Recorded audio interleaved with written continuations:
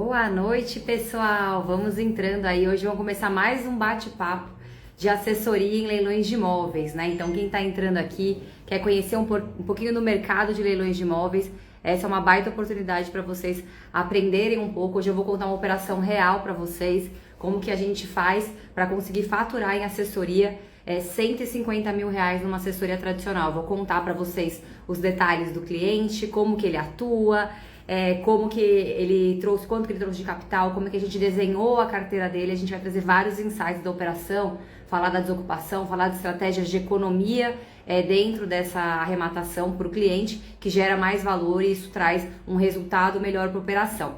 Aproveitando que enquanto vocês estão entrando aqui, para a gente saber quem é que está assistindo, de onde vocês estão falando, se já fazem assessoria. Escreve aqui no chat se vocês já fazem assessoria, vocês conhecem o mercado, para a gente começar a live enquanto o pessoal está entrando aqui, porque a assessoria ela pode possibilitar, né, esse tipo de ganho para vocês com imóveis de alto padrão, mas também é possível a gente conseguir, através da modalidade caixa forte, um resultado parecido com esse, né? Então, quando a gente alia o nosso conhecimento para a gente vender esse conhecimento e isso virar dinheiro no nosso bolso, é muito bom, né? Então, a assessoria, ele é um caminho para a gente fazer isso. E a vida de assessor, ela é super corrida, porque a gente tem que conciliar os nossos interesses, os interesses dos clientes e ainda lidar com todo o processo. Escreve aqui no chat da onde vocês estão falando, se vocês já fazem assessoria. Vamos entrando aqui, ó. O Kleber falou, querendo começar a fazer ainda. É isso aí, Kleber, a gente vai começando, né? O Kleber já tá aqui, já ele vai começar a desenvolver o racional dele, vai conseguir fazer as primeiras assessorias dele e vai vir aqui fazer live comigo, hein, Kleber? Eu vou te cobrar. Porque é exatamente isso, a gente tem que começar, né? A gente começa a pesquisar os imóveis, começa a analisar, começa a identificar oportunidades, né? Porque esse cliente aqui, eu já vou começar a contar um pouquinho pra vocês da história, como é que foi a atração desse cliente, né? Esse é um cliente que ele já tinha contratado outros assessores, ele já tinha feito assessoria com outras pessoas, né? E ele me procurou, a gente se conheceu num ambiente que a gente estava vendo outros negócios, e ele se interessou muito, porque ele viu meus resultados, o que eu estava fazendo, a gente num almoço informal, e aí ele trouxe a informação de que ele já tinha feito algumas arrematações, que ele tinha inclusive uma advogada que ajudava ele nas arrematações, e olha só que legal, gente. Pra vocês verem como questão de posicionamento, questão de você saber o quanto que tem valor o seu trabalho, né? Ele pagava para essa advogada auxiliá-lo nas operações que ele fez algumas, ele não tinha feito várias, ele tinha feito 2 ou 3, eu não me recordo exatamente. Mas ela cobrava apenas 3% sobre o valor da arrematação, um valor super baixo, né? Ela cobrava só 3% para fazer as análises jurídicas ali, dar o ok para ele participar do leilão. E ele trazia os imóveis para ela, alguns imóveis ela também trazia para ele, mas ela cobrava apenas 3%. Então, assim, como a gente sempre fala aqui, né, dentro do nosso ecossistema de assessores, quando a gente não consegue valorizar o trabalho, a gente acaba cobrando muito pouco. E aí o trabalho fica muito pesado, porque de fato, uma das reclamações dele é que ela não estava dando conta de fazer, mas não é que ela não estava dando conta de fazer por causa disso, ela valorizava provavelmente algumas atividades que davam mais remuneração para ela. O escritório dela não era só de assessoria de leilões de imóveis, ela tocava outros braços, outras coisas, provavelmente ela valorizava outras atividades dentro do escritório que eram mais rentáveis para ela. E quando a gente começou, né, a conversar, naquela época eu falei para ele, olha, o meu preço de assessoria tradicional, porque ele só tinha interesse em assessoria tradicional, porque ele é um cliente do mercado imobiliário, né? Ele é uma pessoa que já atuava no mercado imobiliário, ele é dono de construtoras e incorporadoras, então ele já sabe fazer reforma e eles têm até equipes em alguns lugares do Brasil, né? Eles são daqui de São Paulo, mas eles já tinham esse conhecimento da parte de reforma, até da parte de vendas, porque é o dia a dia deles, é o business deles. Apesar deles trabalharem com perfis de imóveis populares, mas mesmo assim eles tinham conhecimento do mercado imobiliário, eles sabem fazer negociações, sabem fazer lançamentos, então ele tinha esse conhecimento. Então a minha conversa com ele foi meio nesse sentido, porque ele queria colocar lá um valor abaixo, ele achava que ele pagava 3% para advogado e que se ele me pagasse apenas 5% estava razoável. Eu falei para ele, olha, com todo respeito, entendo o seu ponto de vista, mas o meu trabalho tem muito valor, né? Eu sei fazer operação, eu vou te trazer oportunidades reais, eu vou te trazer todo o resultado, eu vou te apresentar imóveis que eu arremataria, né? Então isso vai te trazer segurança, porque de fato eu faço isso com o meu capital. Eu não tô fazendo só uma análise jurídica, eu não tô fazendo só uma indicação, uma recomendação. Eu tô te colocando um imóvel que eu tô recomendando que de fato você vai ter resultado nessa operação, porque eu colocaria meu dinheiro nisso, né? E aí eu falei pra ele que pra mim o mínimo que eu faria seria 10%. E depois de alguns meses de conversa, tá, pessoal? Pra vocês verem como converter clientes não é a primeira reunião, né? Eu conversei com ele várias vezes, algumas vezes informais, porque a gente se encontrou em algumas oportunidades por conta desses eventos que a gente participou de outros negócios. E aí ele trouxe pra mim, concordando comigo, que a gente ia fechar por 10% o valor da arrematação, porque ele entendeu, ele falou, ó, eu quero fazer uma operação com você, vamos fazer aqui na cidade de São Paulo a primeira operação, e se tudo der certo, aí eu viro seu cliente e a gente opera no Brasil inteiro, para que a gente possa trabalhar. Então a primeira coisa que vocês têm que entender, que eu quero trazer para vocês de insight, que trabalhar com assessoria requer essa paciência, né? Essa persistência de conversar com o cliente. A gente, nesse momento, a gente está vendendo o valor do nosso trabalho, que basicamente é isso que a gente faz, né? Você vai lá, conversa com o cliente, explica o que você faz, qual que é o seu diferencial do mercado, porque, como eu falei pra vocês, ele tinha já uma advogada que cuidava pra ele da parte judicial, do pós-arrematação, documental e tudo mais, e ele colocava aqui como estratégia dele pagar apenas 3% de assessoria. Então é importante vocês já começarem a criar esse raciocínio de que quando vocês sentam numa mesa de negociação com um cliente, em termos de honorários, a gente precisa se posicionar e valorizar o nosso trabalho, né?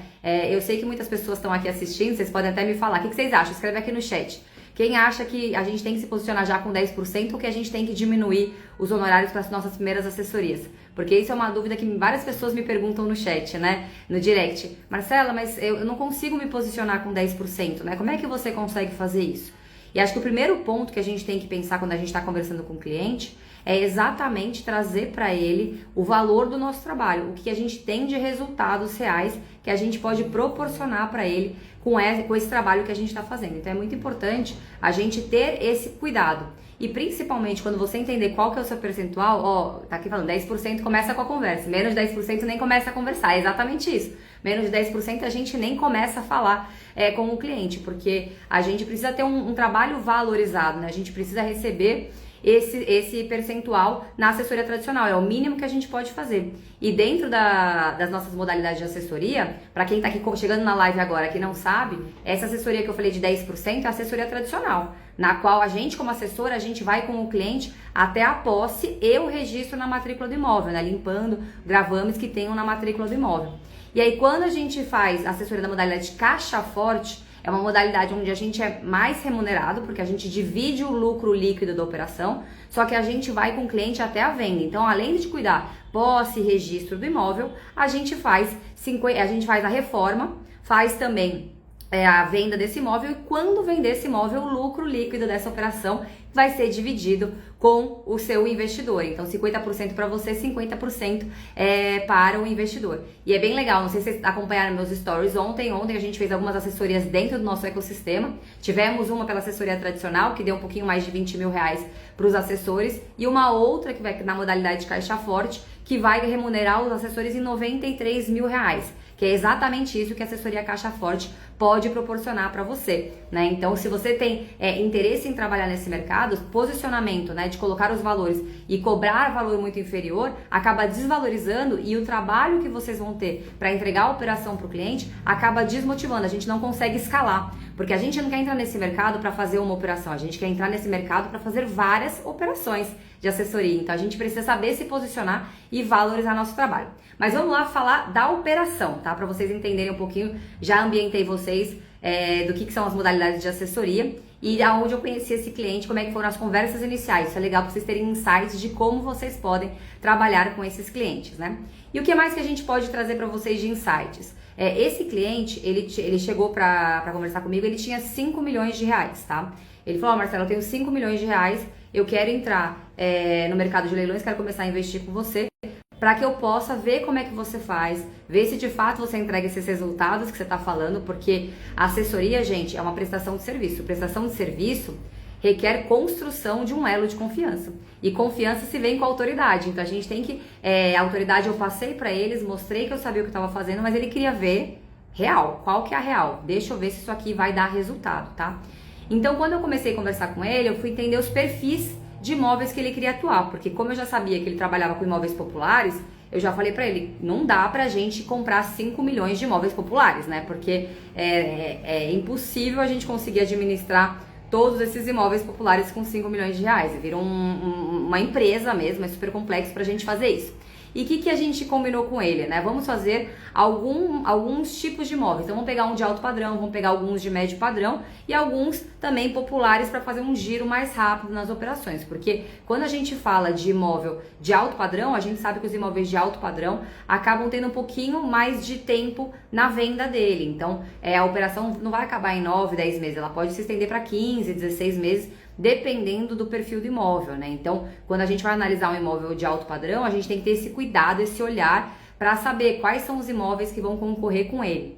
E um detalhe bem curioso desse cliente é que ele não queria casa de rua, ele só quer apartamento. A visão dele era somente apartamentos que têm liquidez, somente apartamentos que eu consigo analisar, né? E aí, quando eu estava conversando com ele e eu mandei algumas oportunidades para ele, a primeira coisa que ele me falou foi assim, acho que vocês vão ouvir esse tipo de resposta de clientes, tá? Ele, Marcelo, eu quero auditar os imóveis que você está me apresentando. Eu, como assim auditar, né? E aí ele falou, eu quero saber como é que você faz essas análises desses imóveis, porque eu uso como referência, ele falando pra mim, né? Eu uso como referência usar a planilha de TBI. Então eu vejo por quanto foram feitas as transações ali, e aí eu vou lá e chego no preço de valor de venda do imóvel. E aí eu expliquei pra ele que a gente não olha só pra isso. Isso é um dos referenciais que a gente acaba olhando. Mas muitas vezes a gente nem olha pra isso. A gente olha pro mercado como um todo. A gente olha qual é o preço ali dos imóveis na região, como que é o bairro, como que é a liquidez. A gente olha, né, se tem conversa com corretores, insights que a gente já teve sobre a região, sobre vendas reais que já aconteceram naquela região, porque a gente sabe que a planilha de TBI são os valores declarados pelo contribuinte, né? Então, se o contribuinte declarou um valor a maior, ele vai pagar mais TBI. Se o contribuinte declarou um valor a menor, a transação foi abaixo do valor de mercado, a gente sabe que isso daí pode ter alguma variável que pode atrapalhar a sua precificação. Então, a gente não considera isso. E aí ele começou a entender que não era tão simples fazer as operações de leilão como ele achava que ele fazia. As primeiras que ele fez, ele tinha tido resultado e ele falou, de fato, eu não tive os resultados esperados. Quando você fala de resultado de 25, 30, 35% nas operações, eu não tive isso, ele falou pra mim, né? Eu tive em torno de 20%, 19%, ele fazendo operação pagando 3% de assessoria. E eu expliquei pra ele que a gente ia indicar imóveis pra eles que faziam sentido, né? Pra eles tomarem a decisão, que fariam sentido, que de fato eles iam ter uma remuneração, mesmo pagando uma assessoria de 10%, que eles iam ter resultados. E aí eu comecei a garimpar pra ele, encontrei um imóvel no bairro do Campo Belo, aqui em São Paulo, que como ele queria começar na cidade de São Paulo, então a garimpagem para ele foi focada na cidade de São Paulo. Então a gente olhando todos os perfis de imóveis e a gente focado na garimpagem aqui de imóvel. E a gente começou a apresentar para ele alguns apartamentos em São Paulo, vários ele foi descartando porque ele entendia que não tinha sentido, só que esse do Campo Belo era um imóvel que estava sendo uma baita oportunidade, né? A gente ali, assim, olhando a região do Campo Belo, a gente pode facilmente entender que é uma região valorizada aqui na cidade de São Paulo. Quando a gente olha por cima, você vê empreendimentos, prédios mais antigos e prédios mais modernos, mais novos, com área de lazer completa. E tudo isso mexe no preço, né? Então a gente tem imóveis ali, valor de metro quadrado, de 8 mil reais, de 9 mil reais, de 10 mil reais. A gente tem os novos a 12. Enfim, você consegue ver alguns preços de metro quadrado diferenciado. E esse apartamento era um apartamento de alto padrão, né? Era um apartamento com 326 metros quadrados. O apartamento era lindo mesmo. Ele era um apartamento que dava a volta de 360 graus, assim, na casa. Então, era um apartamento 1 por andar. Um condomínio completíssimo, né? Com academia, churrasqueira, brinquedoteca, playground, sala de reunião. Então, tinha tudo dentro do condomínio. O que mostrava que, apesar de não ser um prédio novíssimo, recém-lançado, ele era um prédio novo, né? Ele tinha 12 anos o prédio, só que ele tinha uma infraestrutura maravilhosa, ele tinha uma infraestrutura com muito coisas desejáveis aqui em São Paulo, porque em São Paulo, pra você ficar sócio de um clube e ir para um clube, tem toda uma questão de trânsito, deslocamento. Então tem esses condomínios com várias infraestrutura, piscina, tudo que a pessoa pode fazer dentro do condomínio sem precisar se locomover, numa região privilegiada, isso valoriza o imóvel, valoriza a liquidez desse imóvel, né? Então, o que a gente mostrou pra ele? Que considerando esse imóvel, né, um apartamento de 326 metros quadrados, numa ótima localização na cidade de São Paulo, trazendo para ele esses insights, né, que olhando os imóveis similares a ele, a gente entendia que esse apartamento de 326 mil reais venderia por uns 2 milhões e 800, né? Então a gente precificou para ele em 2 milhões e 800. E por que que ele entendeu que isso daqui era uma baita oportunidade? Porque quando a gente apresentou a parte financeira desse imóvel para ele, depois eu vou falar da jurídica e da desocupação, tá? Primeiro eu vou falar aqui só da parte financeira, pra vocês entenderem o racional da operação. Quando a gente passou para ele a precificação, né, de 2.800, esse leilão estava começando por 1.350.000, ou seja, o lance inicial de 1.350.000, colocando o custo de 10% da assessoria, colocando todas as despesas que a gente teria na operação, a gente teria ali um ROI de mais ou menos 70% e um lucro líquido na operação de 500 mil reais. Seria um baita resultado para esse cliente conseguir fazer a arrematação nesse valor, né? Então a gente mostrou para ele, ele facilmente verificou, ele mora ali próximo, né? Ele não mora no Campo Belo, mas ele mora ali próximo. E aí ele foi lá na porta do prédio, olhou o prédio, porque vocês vão ver alguns clientes que têm essa necessidade, principalmente quando eles estão começando a trabalhar com você e a gente está construindo essa relação de confiança, alguns clientes precisam fazer isso. Alguns clientes querem fazer essa diligência, né, para ter certeza da localização, se não é próximo a alguma comunidade, alguma coisa que pode atrapalhar a liquidez, né? Principalmente a gente sabe aqui que alguns bairros que são considerados nobres, Campo Belo tem comunidades próximas, o Brooklyn também tem, então a gente sabe que alguns bairros tem essa questão, então dependendo de qual rua que está localizado, isso vai mexer com a liquidez e vai mexer com o preço do imóvel. Então a gente mostrou para ele a oportunidade financeira, ele logo se interessou porque ele viu um resultado maravilhoso, mesmo ele pagando 10% de assessoria, e ele veio, depois que ele voltou da diligência, né, viu o prédio, viu a infraestrutura, conversou com alguns corretores também, porque ele queria conhecer a oportunidade, saber se eu estava falando certo, e ele falou, você está falando que vende por 2 milhões e 800, mas os corretores estão me falando que vai vender por uns 3.100, 3.200, né? 3 milhões e 100, 3 milhões e 200. Falei, pode ser que seja, mas o que eu vou te contar aqui? Falei pra ele, eu vou te contar que eu sempre faço operações e apresento pra cliente pensando no pior cenário. Por quê? Porque a gente vai pensar no pior cenário, ainda vale a pena? Então eu entro na oportunidade. Se no pior cenário não vale a pena, eu não vou entrar na oportunidade. A gente tem que ter esse cuidado, tá, pessoal? Na assessoria, a gente sempre tem que lembrar que se você apresenta um cenário super otimista para o cliente e depois você não consegue fazer, dificilmente você corrige esse elo de confiança, porque vai quebrar o elo de confiança, ele vai entender que você errou no seu trabalho. Então é importante a gente sempre pensar no pior cenário. Então, quando forem apresentar alguma oportunidade para os clientes, sempre coloque para o cliente o pior cenário, porque aí ele vai saber que você está fazendo para ele uma sugestão de que assim, se tudo der errado, o seu resultado é esse. Mas você pode ter muito mais resultado se você conseguir vender pelo valor que de fato esses corretores falaram, né? E a gente participou do leilão, a gente ia nesse leilão, de acordo com a autorização do cliente, até 1.700.000 e a gente arrematou esse imóvel por 1.510.000 reais, tá? Então a gente conseguiu arrematar esse imóvel por 1.500.000 e aí o valor de assessoria tradicional é 10%, né? Então são 150 mil reais. Mas uma coisa importante para trazer para vocês, quando a gente vai entrar agora na parte jurídica desse imóvel, como é que foi a desocupação e todo o trâmite para a gente conversar com o cliente no pós-arrematação.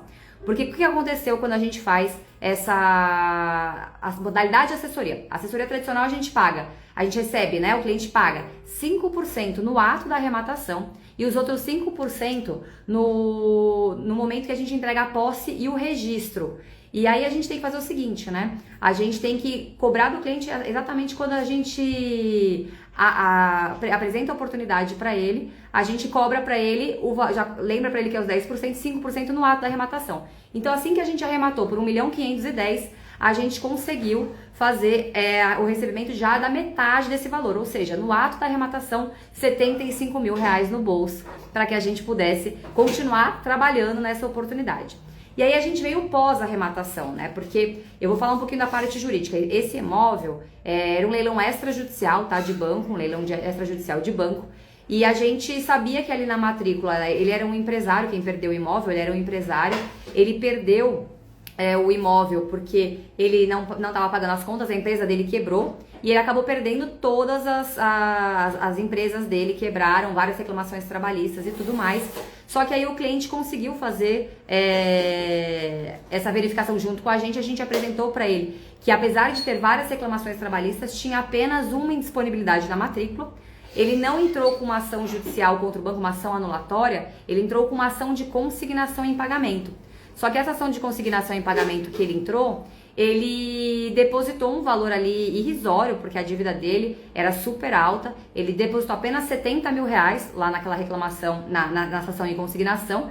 E imediatamente quando ele entrou com a ação de consignação, alguns credores trabalhistas já foram lá no processo da consignação e pediram a penhora dos valores. E o banco não aceitou, a ação dele foi julgada improcedente, porque ele não tinha recolhido os valores que ele deveria pagar para ele poder purgar a mora nessa arrematação. Então, a parte jurídica, quando a gente olhou inicialmente, olhando a matrícula, que tinha uma indisponibilidade, apesar dele ser um empresário que tinha quebrado as empresas dele, a gente sabia que a chance de dar algum problema ali era pequena, porque não tinha uma ação anulatória em andamento.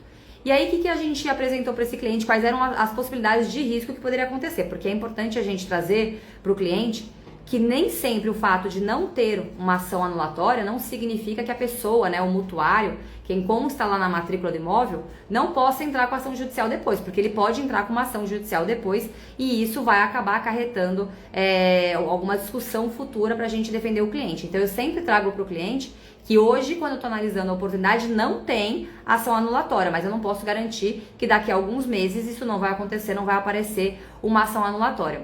Então a gente estava tranquilo, né? Porque a gente tinha uma precificação maravilhosa, tinha uma parte jurídica tranquila também, não tinha nenhum risco grave, a gente sempre coloca ali um risco pequeno, mas porque eu não posso provar 100% de certeza, que eu não sei o que a outra pessoa, né, o que o mutuário pode fazer, uma decisão judicial que pode vir. Então a gente tem esse detalhe para trazer para o cliente. E aí a gente arrematou esse imóvel e a gente começou toda a transação para que a gente cuidasse do pós-arrematação. E aí no pós-arrematação com o cliente é bem diferente de quando a gente faz a arrematação pra gente, né? Porque quando a gente faz pra gente, a gente vai conduzindo, a gente já conversa com o pessoal do cartório, com o pessoal do leiloeiro, a gente já vai conduzindo toda a operação independente de ter um terceiro, né, o cliente ali para poder operacionalizar. Então o que eu já faço assim que o cliente arremata a oportunidade, assim como eu fiz nesse caso? A primeira coisa que eu faço é entrar em contato com o leiloeiro e avisar que eu sou assessora do cliente XPTO e que ele me autorizou aqui a fazer todas as negociações, eu assumi a frente de trabalhar com esse investidor, né, de eu decidir como é que vai ser a escritura, revisar a escritura, levar registro à escritura, pagamento de TBI, então todas as despesas eu que vou trazendo para o cliente. E geralmente a gente não tem problema com isso, eles não pedem procuração específica, eles não pedem nada, a gente vai conduzindo. Alguns leiloeiros pedem para o cliente responder o e-mail da aprovação, da arrematação, né? Dizendo que autoriza a Marcela a falar em nome dele para que a gente possa negociar o pós-arrematação. E quando a gente começou a fazer esse pós-arrematação, a primeira coisa que a gente teve, que eu já identifiquei logo de cara, 2 dias depois que a gente arrematou, eu fui atrás para verificar por quanto que a guia de TBI ia ser emitida. Porque quando a gente vai fazer a escritura, a gente tem que recolher a guia de TBI. Aqui em São Paulo, a guia de TBI, a gente paga 3% sobre o valor da avaliação do imóvel, né? E isso é o que a prefeitura tem praticado. Apesar de a gente já ter decisões que dizem que a base da alíquota de TBI tem que ser sempre o valor declarado pelo contribuinte. Não importa se é de leilão judicial, se é de leilão extrajudicial, se é uma compra e venda tradicional, não importa. Já tem decisão do STJ falando nesse sentido que a gente vai sempre tarifar o ITBI em cima do valor que foi declarado pelo contribuinte, do valor da operação real. Então aí eu já tinha identificado que a prefeitura, né, tinha colocado ali um valor de avaliação desse imóvel em algo em torno de 2.300.000, 2.350.000. E a arrematação tinha sido por 1.500.000. Então a primeira coisa que eu já tinha identificado, e aí eu já cheguei para o cliente e falei, olha, a gente vai ter que entrar com uma ação judicial pedindo para que a guia de TBI seja recolhida sobre o valor da arrematação e não sobre o valor atribuído pela prefeitura. A gente vai ter que pedir isso em sede de liminar. Aqui em São Paulo, as liminares costumam sair muito rápidas, as liminares para esse tipo de ação. Então, a gente entra com a ação, 2, 3 dias depois que a gente entra com a ação, o juiz já acaba dando a liminar para a gente e a gente consegue se dirigir para a prefeitura e emitir a guia com os valores autorizados ali pelo juiz, tá? Então foi a estratégia que a gente já começou a fazer. Então, enquanto a gente estava mandando documentação, o escrevente já estava fazendo a escritura. Eu até tentei antecipar a assinatura da escritura enquanto não saía a liminar, mas o cartório que estava atendendo essa operação, ele não entendia, tinha que ter a liminar para que ele pudesse fazer a expedição da guia, a gente pudesse fazer o pagamento e a assinatura da escritura até ter a liminar. Então, a gente correu atrás dessa liminar para conseguir pagar o ITBI sobre o valor da arrematação. Saiu a liminar, a gente expediu a guia e nós fizemos a assinatura dessa escritura. Então, olha a importância de vocês terem conhecimento, porque nessa brincadeira, olha só, vou fazer as contas, tá? Escreve aqui no chat quem já entrou com ação de ITBI, porque isso aqui vale super a pena, tá? A gente seja processo administrativo, seja ação judicial. Nesse caso aqui do meu cliente, a gente tá falando o seguinte, tá? Se a gente recolhesse sobre o valor do ITBI, da avaliação da prefeitura, a gente ia pagar algo em torno de 66 mil reais, né? De ITBI, de custas de ITBI.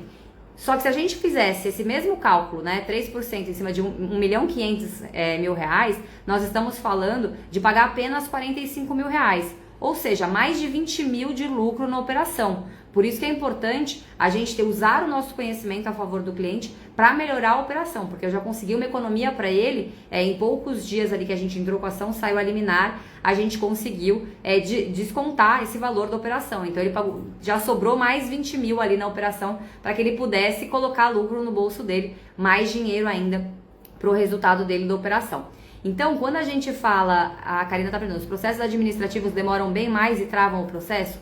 Karina, algumas prefeituras são muito rápidas. Por exemplo, Campo Grande. Campo Grande é uma prefeitura super rápida o processo administrativo. Você vai lá, eu até passei o contato para um mentorado meu, o Paulo, que ele estava também com uma arrematação de um cliente lá, e eu passei para ele o contato passo a passo como ele fazia, eles conseguiram a guia no mesmo dia. A minha saiu 2 dias depois no processo administrativo. Então, Karina, depende muito da onde você está fazendo a solicitação desse procedimento. Algumas prefeituras são super rápidas, como em Campo Grande. Algumas são muito morosas e não aceitam, vão indeferir seu pedido e você vai ter que entrar com ação judicial. Então é sempre bom, antes da gente tomar a decisão, se a gente vai via processo administrativo ou via judicial, tentar entender se lá naquele município, naquela cidade, como é que funciona o processo. Porque muitas prefeituras, quando você vai pessoalmente lá e fala para eles, não, mas aqui tem uma decisão do STJ falando que é sobre o valor declarado da oportunidade, do valor da arrematação, eles mesmos já fazem. No Rio de Janeiro, por exemplo, eu tive um processo administrativo que levou quase 1 mês para sair. Mas como no judiciário do Rio de Janeiro é muito mais lento, no Rio de Janeiro vale a pena o processo administrativo. Ainda que tenha demorado 1 mês, é muito mais rápido do que uma liminar dentro da Justiça do Rio de Janeiro. Então é sempre importante a gente tentar entender um pouquinho como é que funciona ali o fórum local, a prefeitura com relação à ITBI, para que a gente possa tomar essa decisão. Se a gente vai fazer a operação, né, via processo administrativo ou via judicial, para você tomar a decisão e apresentar para o seu cliente. Nesse nosso caso aqui em São Paulo, eu já sabia o que tinha que fazer, a gente já foi atrás e rapidamente a gente conseguiu economizar 20 mil reais na operação para o cliente. Não que a operação estivesse apertada e precisasse de economia, né? Como eu falei para vocês, no lance inicial a gente estava falando de um ROI ali de mais ou menos 70%, quase 500 mil reais. Aí falando que a gente arrematou por 1.510.000, a gente está falando de mais ou menos 400 mil reais de lucro para ele. Então a operação tinha muito resultado, né? Ele não tinha uma preocupação de economizar, mas como a gente pode economizar, a gente tem que economizar dinheiro para o bolso do cliente. A gente tem que usar essas estratégias a nosso favor para que a gente possa entregar mais resultado na operação. E aí a gente tratando, né, de pós-arrematação, vem algumas dificuldades, porque o cliente ele tem muita ansiedade, né? Então, assim que a gente fez a assinatura da escritura, a gente já começou a negociar com a ocupante. A gente já tinha entendido mais ou menos o que aconteceu. A ocupante era casada com o dono das empresas. Eles se separaram no meio do caminho, mas não se separaram oficialmente, não tinha um divórcio, nada. Eles só se separaram de corpos, cada um morando num canto. E ela tinha ficado no apartamento. Ela, inclusive, tentou negociar de comprar aqui o imóvel, de tentar ver se ela conseguia comprar o imóvel, mas como ela não estava conseguindo fazer essa compra com a gente, porque ela não tinha crédito, o nome estava negativado, porque o marido quebrou, ela começou a contar histórias tristes pra gente, né? Então, na negociação de desocupação, a gente tem que sempre sentir o ocupante, né? Então, ela começou a falar que ela estava com uma doença grave, que ela tinha câncer, e que ela não tinha condições de sair do imóvel e que ela só sairia de lá se a gente pagasse para ela um valor considerável, né? Que ela queria vender o imóvel de novo pra gente, essa era a real que ela queria fazer. E aí eu, muito espertamente, né, eu queria saber como é que tava dentro do imóvel, né? Se o imóvel tava com armários, como é que tava o piso, como é que era o estado do imóvel. Era um apartamento de quase 12 anos, eu queria saber como é que tava a conservação desse imóvel, porque a gente sabe que algumas pessoas acabam depreciando o imóvel. Ao invés de valorizar o imóvel, elas acabam depreciando o imóvel. Então, o que eu fiz ali? Eu combinei com ela, falei, olha, eu posso conversar com o meu cliente pra gente pensar num valor pra te ajudar a você sair, se tiver armários bons, coisas boas dentro do imóvel, a gente pode negociar um preço, né, pra que a gente pague esse valor e a gente consiga fazer. E aí, com o cliente, a gente sempre tem que respeitar os limites do cliente, porque eu expliquei pra ele que eu ia lá ver o estado do imóvel, eu fui pessoalmente lá ver o estado do imóvel, o apartamento estava muito bom, o piso muito bom, os armários não eram dos melhores, eles já estavam bem depreciados, bem detonados, tinha alguns detalhes para cuidar no apartamento, mas no geral o apartamento estava muito bom, né? Ia ter um custo muito baixo ali de algumas manutenções que ia ter que fazer, e se ele quisesse colocar um pouquinho mais de dinheiro para trazer mais liquidez e mais atração para o imóvel, a gente conseguiria fazer, porque tinha dinheiro na operação, a gente já tinha colocado ali mais de 120 mil reais para fazer a reforma do apartamento e a gente também não ia gastar tudo isso, né? Então a gente colocou um valor bem elevado. Lembra que eu falei? Eu sempre apresento para o cliente oportunidades, né, com um valor no pior cenário. Então a gente já vai lá e pensa sempre no pior cenário do que a gente vai ter que fazer, porque tem que lembrar, tá, pessoal, quando a gente vai colocar reforma no imóvel, a gente tem que lembrar qual que é o perfil desse imóvel. Esse imóvel é um imóvel de alto padrão, de médio padrão. No caso, é um apartamento de alto padrão. A gente sabe que vai ter que usar os materiais de primeira linha. Por quê? Porque o cliente para esse imóvel, a persona que vai comprar esse imóvel, ele vai querer ter certos perfis de coisas dentro do imóvel que uma pessoa numa classe média ou o imóvel popular nem liga para isso, porque ela não pode pagar isso, né? Então a gente tem que considerar esse perfil de informações para colocar no valor da nossa reforma. E aí, o que a gente começou a negociar com o cliente, né? Eu falei, bom, o apartamento tá muito bom, a gente tem que passar um valor para ela. O cliente inicialmente queria pagar 10 mil reais para ela sair e começou aquela discussão, porque o alvo dela era 250 mil e o meu cliente queria pagar 10 mil reais. E eu conversando com ele, pô, a gente tá economizando 20 mil aqui de TBI, 10 mil é muito pouco, não dá pra chegar em 50, porque aí a gente otimiza, já pega o imóvel agora. Ela disse que a gente entregar o imóvel, ela sai em 15 dias. Só que na verdade, gente, eu vou falar uma coisa pra vocês. Quando eu fui lá, eu rapidamente identifiquei que ela não morava no imóvel. Ela tinha apenas alguns móveis, né? Tinha uma mesa, tinha uma mala jogada lá, mas não tinha geladeira, tinha um fogão porque era um cooktop embutido, não tinha nenhuma cama na casa, tinha um sofá e uma televisão só. Então, assim, não era uma casa que estava habitada, porque não tinha como residir lá. Então eu comecei a negociar com ela agora com outro tom, porque ela estava dizendo que ela estava passando por um processo muito difícil de saúde, fazendo quimioterapia, até demorava para responder as mensagens, porque ela estava morando no imóvel. E aí quando eu fui lá e eu identifiquei que ela não morava no imóvel, eu percebi já que ela não estava falando a verdade, né? Que ela não estava sendo leal com as negociações que a gente estava trazendo, porque ela nem morava mais lá. Então era mais fácil ainda a gente conseguir fazer essa desocupação. E aí, quando eu comecei a conversar com o cliente, eu trouxe para ele algumas alternativas, né? A primeira dele foi, vamos trocar titularidade no condomínio e a gente já tenta entrar pro condomínio. O condomínio sabe que ela mudou, que ela não mora mais lá. Só que o condomínio, gente, esse condomínio ele era muito rigoroso. Então, primeiro eles exigiram a matrícula registrada no imóvel, a gente apresentou a matrícula registrada, e aí ele falou, não, mas ela mora aqui ainda, tem coisas dela no apartamento, não pode entrar, vocês vão ter que entrar com ação de missão na posse. Só que nisso eu já tinha percebido, né? Pô, se eu não agilizar e eu não correr para fazer essa desocupação, essa ação judicial, ela não vai sair facilmente. Só que qual que é o problema desse imóvel? Eu entrei com essa ação judicial. Só que esse imóvel caiu num dos fóruns mais lentos aqui de São Paulo, porque tem um volume muito grande de processos, que é o Fórum de Santo Amaro. O Fórum de Santo Amaro é um fórum com milhares de processos e eles acabam atravancando porque os juízes, né, os serventuários não dão conta de dar vazão para tanto processo judicial que corre nessa comarca. Então é um fórum que eu já sabia que tinha muita lentidão por conta do volume de atividades. Inclusive os próprios oficiais de justiça, né, eles são muito assoberbados, tem muita mesmo diligência para eles fazerem e eles não acabam não dando conta. Então às vezes demoram meses para cumprir uma ordem de citação, enfim, é um processo complexo e longo. Então a gente entrou com a ação judicial, a liminar saiu no mesmo dia. A gente entrou, eu fui lá despachar com a juíza e a juíza deu a liminar no mesmo dia. Eu já pensei, né? Que sorte, né? Porque aqui a gente vai conseguir desocupar rápido, mas aí começou a saga, porque, como eu falei pra vocês, é um fórum super abarrotado de processos e os serventuários tinham que expedir o mandado de intimação, né? Para que depois fosse distribuído na central de mandados para um dos oficiais de justiça trabalhar. E aí a gente começa agora lidando com a ansiedade do cliente, porque o cliente queria a desocupação rápida, porque a gente já sabia que o imóvel estava desocupado, só que o condomínio só ia deixar a gente entrar com a liminar, com o oficial de justiça. Ele falou, você só vai entrar aqui com o oficial de justiça. Não vou deixar vocês entrarem. Ela tá tirando algumas coisas daqui ainda, mas eu não vou deixar vocês entrarem. Então aí a gente começou com um trabalho intenso para conseguir fazer esse mandado ser expedido. Porque vocês lembram, né, quando a gente fala de leilão extrajudicial, a gente tem direito a liminar de desocupação em 60 dias. Mas como é que funciona isso? Primeiro o oficial de justiça vai lá, cita a pessoa, intima a pessoa para desocupar voluntariamente o imóvel em até 60 dias. Se ela não desocupa o imóvel, né, ela não desocupou o imóvel, aí sim vai lá de novo o oficial de justiça para fazer o cumprimento forçado.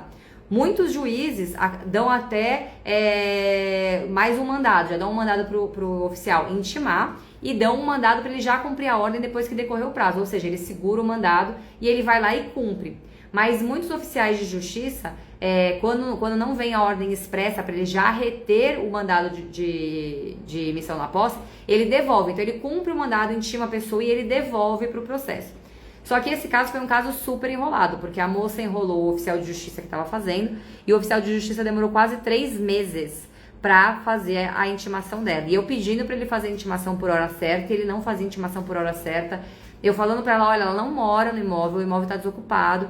Aí, o que ele fez, né? Ele devolveu o mandado no processo 3 meses depois, dizendo que ele tinha intimado ela para desocupação voluntária, mas que ela trouxe a informação de que o imóvel ainda tinha, que ela ia desocupar e que o imóvel tinha coisas dela, que ela ia entregar o imóvel na sequência. Aí eu falei com o oficial de justiça, pô, mas por que você já não certificou, né, que o imóvel estava abandonado, que ela já desocupou, porque não tem nada dela lá. Eu mandei até as fotos e os vídeos que eu tinha pro oficial de justiça e ele falou, eu não entrei no imóvel. E aí ele foi lá e colocou na certidão dele, o oficial de justiça, que eu estava alegando que o imóvel estava desocupado. Eu fui lá e mostrei mesmo, mostrei fotos, mostrei vídeos pro juiz, fui despachar com a juíza. E aí eu pedi pra juíza, vamos cumprir o mandado de emissão na posse. Só que, surpreendentemente, a juíza entendeu que a gente tinha que fazer o quê? Um mandado de constatação. Olha isso. O que é um mandado de constatação? Vai o oficial de justiça lá no imóvel e constata se realmente o imóvel está livre de pessoas e coisas. Dessa decisão eu agravei, né? Porque a gente não ia deixar isso correr solto. Então eu agravei dessa decisão e pedi pro tribunal me conceder a ordem de emissão na posse. Porque estava comprovadamente ali demonstrado que ela já tinha desocupado o imóvel, que era só uma manobra dela de alguma forma tentar persuadir o meu cliente para pagar o valor que ela queria, tentando forçar a negociação, porque enquanto a gente estava fazendo todos esses trâmites na justiça, a gente continuava a negociação com ela, tá, pessoal? Porque isso é uma coisa interessante da gente fazer, porque a gente tem que tentar otimizar, porque não é que saiu a liminar, não é que ela foi intimada, que a gente não ia tentar agilizar essa desocupação. No frigir dos ovos, o tribunal entendeu que de fato tinha que fazer um mandado de constatação, se ela tinha desocupado ou não, e depois fazer a emissão na posse. E aí veio a ordem expressa lá do tribunal para ele fazer isso. Só que, de novo, o oficial de justiça, foi o mesmo oficial de justiça que fez a citação, ele foi lá no imóvel e apenas constatou que o imóvel não estava livre de objetos, que tinha uma mesa dentro do imóvel. E ele devolveu o mandado e não emitiu na posse porque tinha uma mesa. E eu conversando com ele, né? Não, vamos cumprir a ordem, já me emite na posse, eu me responsabilizo por essa mesa, eu vou lá, entrego pra mulher onde ela estiver, a gente liga pra ela, pode colocar no processo que eu mando entregar onde ela mandar entregar, que não tem problema. E ele não quis fazer, ele devolveu o mandado. Tudo isso me levou a crer que ele tava meio que preocupado com a saúde da moça, porque a moça mandava laudos que ela estava com câncer, que estava um câncer muito avançado e metástase e tudo mais. Então, acho que ele se sensibilizou com ela e acabou não ajudando a gente.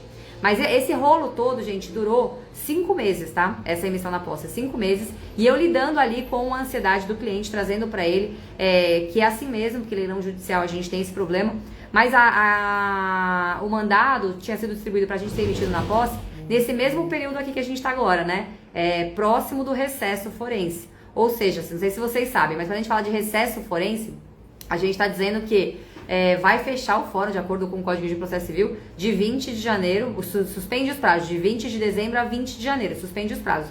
Mas o fórum vai fechar também, ele fecha por alguns dias, ele só vai atender casos de prioridade. Então ele vai fechar entre 28, depende do tribunal, tem que olhar lá as datas 20 de dezembro a 8 de janeiro, fica tudo parado e não tem andamento processual, não tem nada, só vai atuar ali nos processos, plantão de causas importantes, tá? Que prioridade. Então, assim, uma ação criminal, alguma coisa ligada à vara da família, enfim, são coisas específicas que vão funcionar.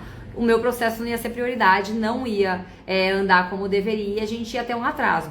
Então eu comecei a implorar na vara, então como chegou lá pelo dia 15 de novembro, eu comecei a implorar na vara, pedindo para eles trazerem esse mandado, fazer esse mandado o quanto antes para distribuir na vara, né? Então a gente tinha que ter o oficial de justiça já encarregado para fazer isso. E aí a gente conseguiu agilizar isso, saiu o mandado lá por volta do dia 20 de novembro, a gente conseguiu que saísse, expedisse o mandado e logo ele foi distribuído na central de mandados. E começou a minha saga com o oficial de justiça, né?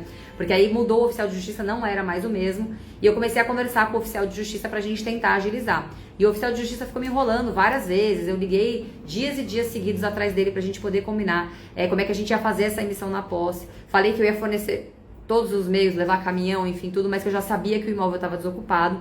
E aí a gente marcou o dia e horário. Esse oficial de justiça super ponta firme.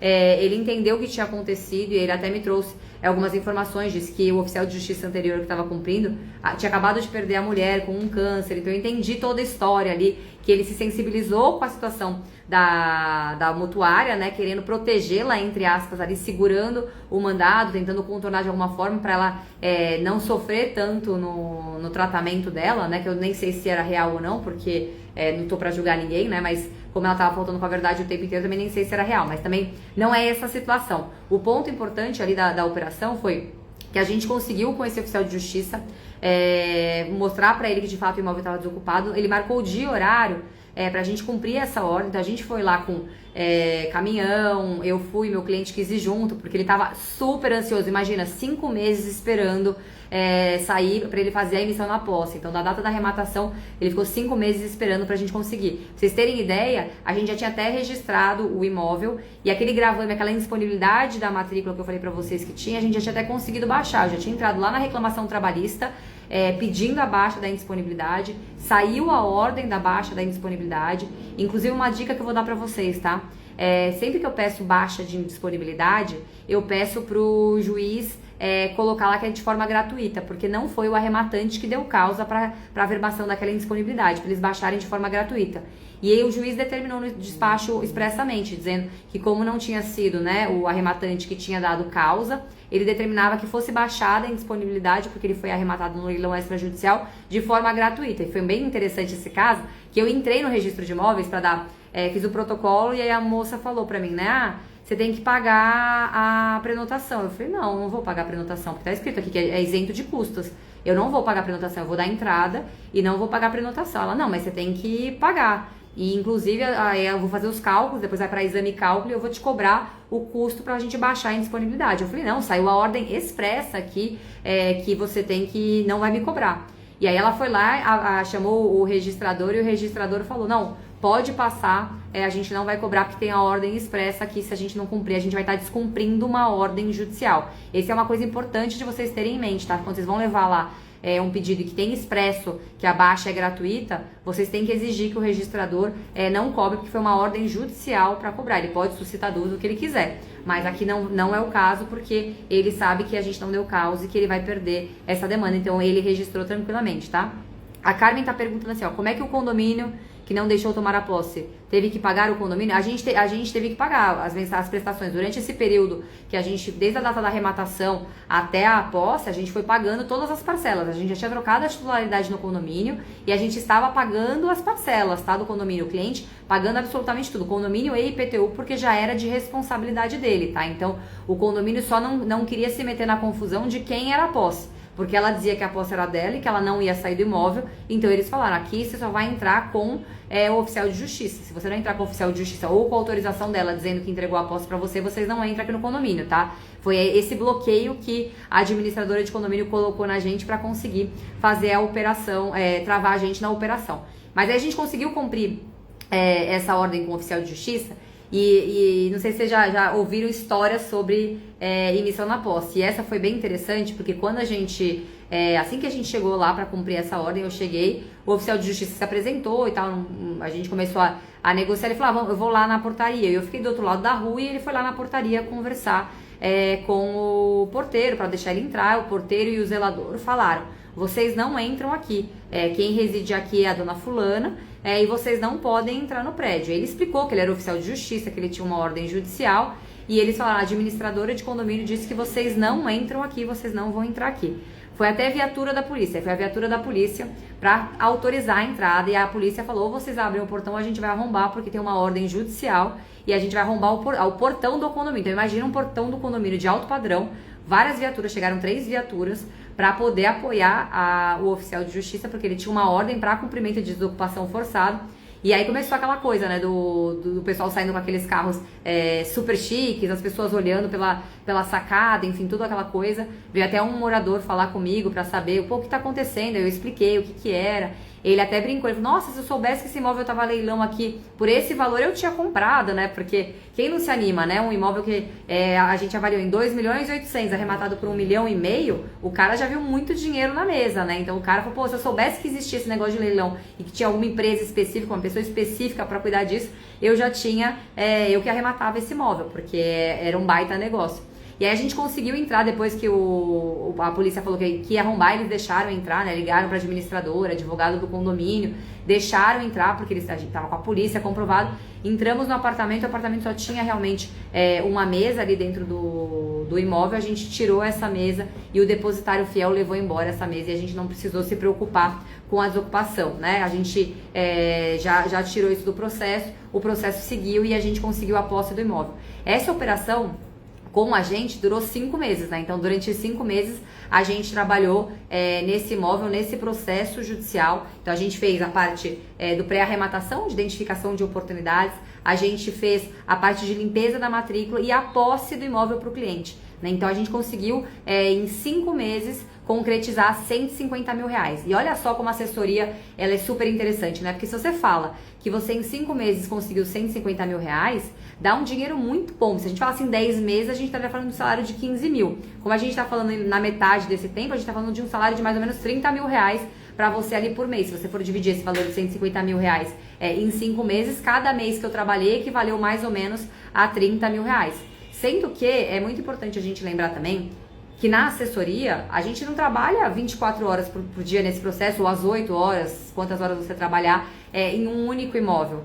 Se você somar todas as horas de trabalho, não vai dar um mês de trabalho que você ganha um salário de 30 mil reais. São algumas horas, então a operação em si, se a gente for contabilizar quantas horas de trabalho eu trabalhei nessa operação, apesar de ter sido necessário entrar com uma ação de TBI, como eu falei no começo da live, depois entrar com a ação de desocupação, ação de emissão na posse, para ter a desocupação, tive que entrar no processo trabalhista, para poder pedir a baixa, mas se você for olhar todas as horas de trabalho, não era um trabalho muito excessivo, a gente não ficou semanas trabalhando disso num mês, a gente ficou algumas horas trabalhando. Então, na assessoria, a gente possibilita em poucos meses de operação, principalmente na assessoria tradicional, ela é receita na veia, né? Então, assim, quem não gostaria de ganhar 150 mil reais em uma única operação? Você vai lá, faz a assessoria tradicional e você já consegue embolsar 5% no ato da arrematação, ou seja, 75 mil você já recebe de cara para te incentivar, inclusive, você continuar trabalhando, né? Porque olha que bacana, você já recebeu ali na entrada e depois você pode fazer todo o seu trabalho até a posse e o registro da matrícula do imóvel para o cliente. E aí, esse imóvel foi um imóvel que me deu um insight muito grande, né? Porque eu queria arrematar esse imóvel pra mim, né? Porque era um imóvel com um resultado muito bom. Só que quando você olha a operação, eu falei, poxa, se eu tivesse feito modalidade caixa forte nesse imóvel, chuta quanto que ia ser o resultado da operação, né? A gente ia faturar muito mais que isso, porque esse cliente vendeu o imóvel, a gente falou por 2.800 que ia vender, ele vendeu por 3 milhões esse imóvel.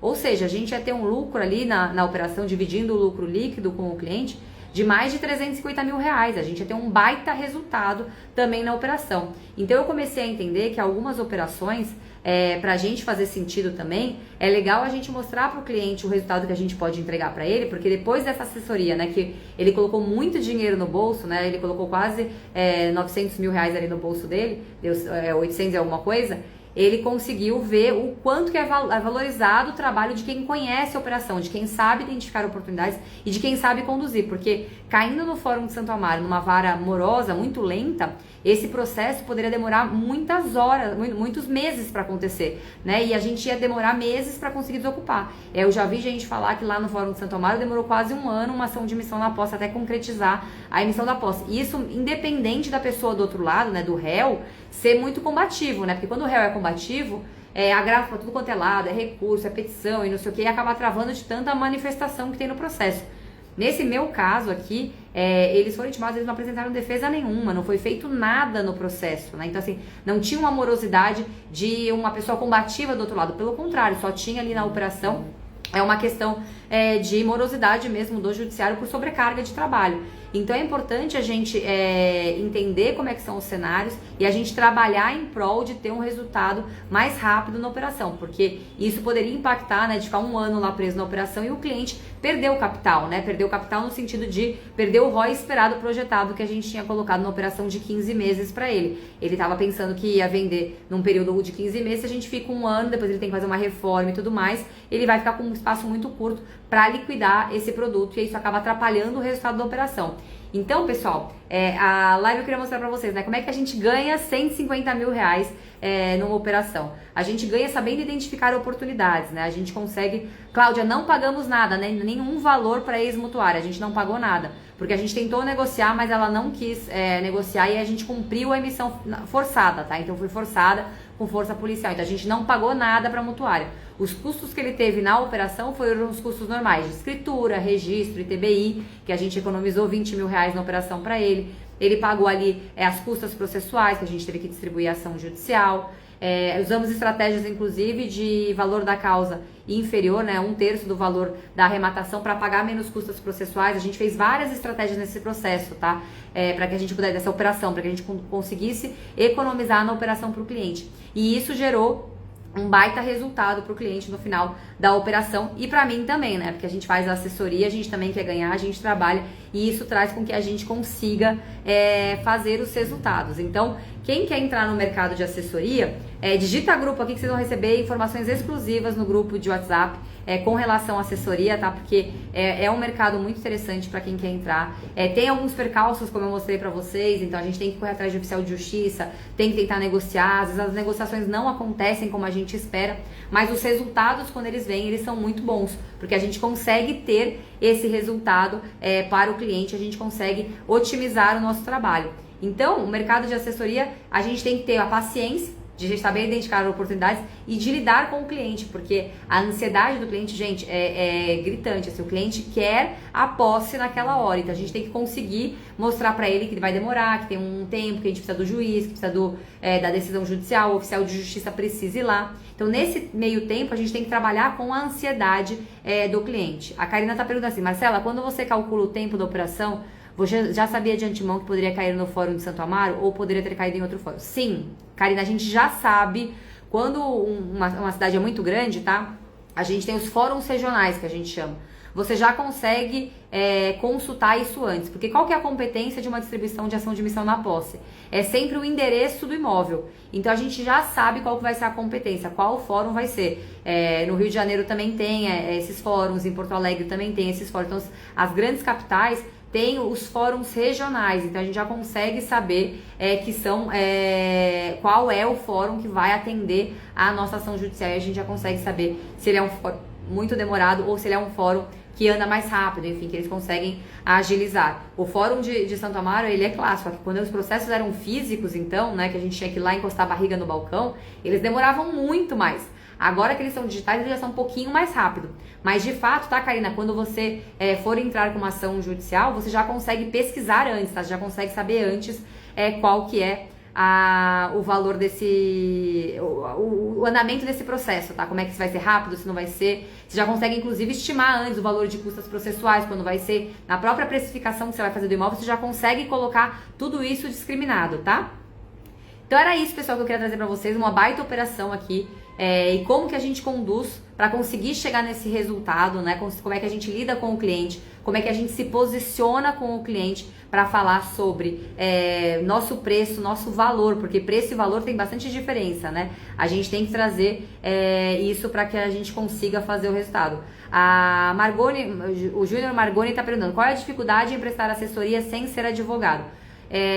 A única dificuldade que você vai ter é no processo de conhecimento. Na curva do seu processo de conhecimento, tá, Margoni? Você vai ter um pouco mais de dificuldade de entender a parte judicial, a parte jurídica do tema, mas é uma parte totalmente treinável. A gente tem no nosso ecossistema de assessores dezenas de assessores que não são advogados e eles conseguem tocar a operação, né? Inclusive, eu fiz um post hoje nos stories, eu tava analisando, eu participei de leilão para cliente meu, com 2 alunas, um leilão trabalhista que elas identificaram a oportunidade, elas analisaram e nenhuma das 2 são advogadas, tá? Nenhuma das 2 nunca trabalharam com o direito, não trabalham, não são serventuárias, não tem nenhum conhecimento jurídico e as 2 analisaram muito bem a oportunidade, ou seja, isso é uma habilidade treinável, óbvio que depende do seu esforço ali de você sair da zona de conforto e aprender, mas é praticamente treinável. O que você não vai poder fazer, tá, Margoni? Você não vai conseguir entrar no processo judicial, você vai precisar contratar um advogado. Mas isso, Margoni, você coloca no preço da sua assessoria. Quando você vai apresentar para o cliente,